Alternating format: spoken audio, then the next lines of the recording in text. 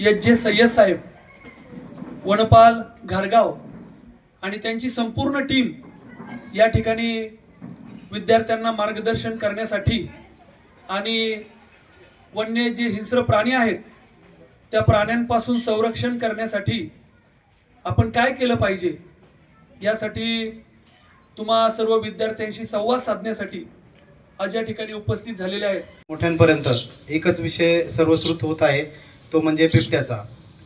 तर बिबट हा प्राणी तसा जंगलामध्ये आढळणारा प्राणी असून तो जंगल क्षेत्रामध्ये त्याचे जो खाद्य आहे म्हणजे हरण असतील, ससे असतील, घोरपड असेल, हा यांच्यावर अवलंबून असणारा प्राणी आहे। परंतु अलीकडच्या काळामध्ये बिबट हा मानवी लोकवस्तीकडे त्याचा वावर वाढलेला आहे। त्याचे कारण भरपूर आहेत। जसं जंगलामध्ये बिबट जंगलामधून गावाकडे येण्याचं कारण सर्वात महत्त्वाचं म्हणजे आपल्या गावाकडची शेती ही ऊस, मका, गिन्नी गवत अशा पिकांमध्ये आपण जास्त शेती घेतो, उत्पन्न घेतो। त्यामुळे गावालगत, वस्तीलगत आपण असे बिबट्याला लपन क्षेत्र निर्माण होईल अशी शेती आपण करत असतो। त्यामुळे